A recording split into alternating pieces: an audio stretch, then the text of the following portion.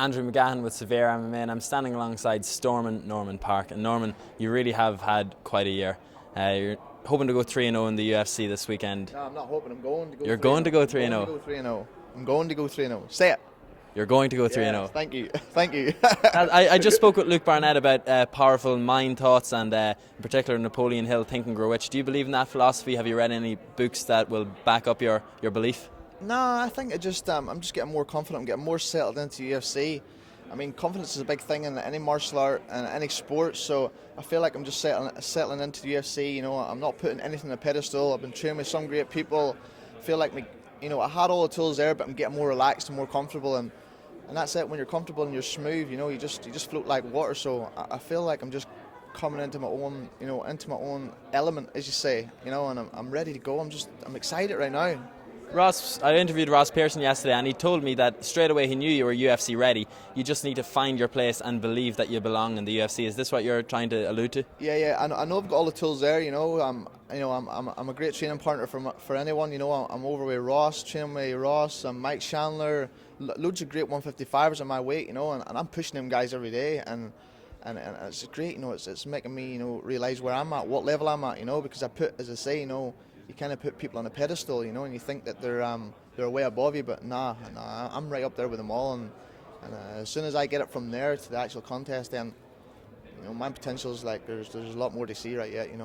You seem rather content to take the fights the UFC are giving you as opposed to using social media to fire off at other fighters. Was this something you and your coaches discussed in a way to build your profile up in the UFC?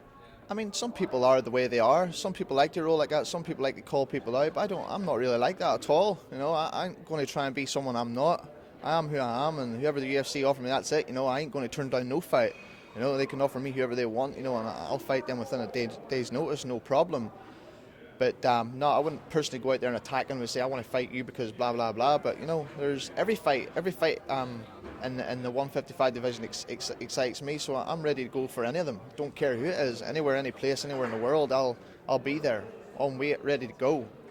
Apart from looking more comfortable in the octagon, the one thing I find very interesting about your UFC career is how more comfortable you seem to be conducting interviews, chatting away to people. Is that just experience, or again, is that something you might have had to brush up on, took your time on working on? I'm just like you, man. We're just new to it. Yeah, you're right. Just take this. I'll fight John Tux out of the night. I'm kind of getting settled in. That's what it is. I'm getting more used to the cameras. I'm getting settled in. Some people take a little bit longer than others. Once you get into that groove, then once you start, you can't pop. Or once you stop, you can't pop. It's like a box of Pringles. Yeah. So I'm feeling more comfortable, and I'm getting more used to the whole thing.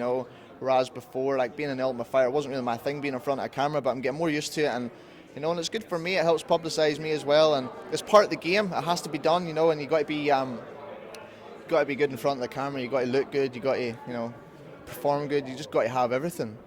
Speaking of that, is that a bit of blue I see in your hair? What's the plans for fight night? You don't see no blue in my hair, bro. It's black. Jet black. Kind of like yours. Yours is like a dirty black. Mine's just jet black. So you're not changing it. It's going to be jet black for Saturday. No, I was thinking about doing a little. Way it's the October's like a cancer awareness. I was going to do that for the back of my hair, but it's going to take a long while, and I was kind of rushing for time to get over here. I left it kind of late, but I was going to do that. But I'm just going to leave it black and just go in there like the Dark Destroyer and just get the job done. Quick, wham bam, thank you, man. Get out of there, party, cannot wait. So you say quick, you're hoping first round? Well, yeah, I'm looking to finish any opportunity. As I said before, any opportunity I see, I try my best to finish, But I ain't going to be pressured into people saying, oh, you can't finish fights. I like to think that my fights are exciting enough that people are going to watch the fight no matter what. Don't care, they're still going to pay that ticket to watch the fight. Win or lose, they'll be there watching it. But yeah, if I see the opportunity, I'm going to put them away, definitely. I see on Facebook a few of your teammates, Connor Cook and Alan Philpott, are making the journey over. What does that mean to you that these guys are coming over? It's great. I always have my friends, and like my family saying, "Oh, when are you ever going to fight?" in Belfast or Dublin. I was like, it's not just like that. I ain't fighting at local shows where it's just like that. It's the world level right now. So it's great that they got that. They signed that contract. Yeah, the UFC did. So there are more European shows happening. So it gives my family and my friends a lot more opportunities to come and see me. So I hear the UFC's coming to Dublin and near the end of next year, which is great. I get the whole of the North coming down with me as well. and that'll be really exciting for my family and my friends. So your eyes are set on Dublin. Obviously, you'll want to fight once more before then, because it's around this time next year it's penciled in for. Yeah, I would love to get I'll fight anytime. If I'm, as long as I'm fit and healthy, I'll be ready to go within touch of a button.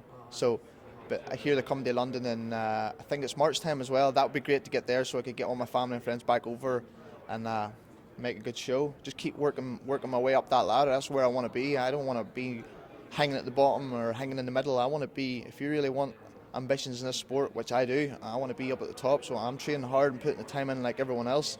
And I know it'll take a little bit longer, but I'll get there. One final thing, Norman. You just said something that reminded me. I've meant to tell you this the last year. You said local shows, fighting on local shows, and I was at one. I believe you won a domestic title, and you threw your gum shield into the crowd, and it hit me, and I still have it at home. No way, did it? Serious? What show was that? Are you allowed to say it? I think it was a Cage Contender show, but you threw the gum shield out, you got on top of the cage and you just fired it. Serious? It landed in front of me, and I have a little box at home with stuff that I keep from events, and your gum shield's right in the middle of it. No way, man. That's the first I heard of that. That's a cool one. I'll kind of use that for future interviews, I hit another reporter in the head. Aim for press row with your gum shield this Saturday night, and I might catch that one again. I only got a new one made, so I don't think I'll throw that. I'll keep that one in my back pocket. Excellent. Well, we really appreciate the time, and you're pretty confident 3-0 this Saturday? You know it, say it. 3-0. Yeah, 3-0, say it. 3-0. 3-0. 3-0. 3-0. Yeah, thank you.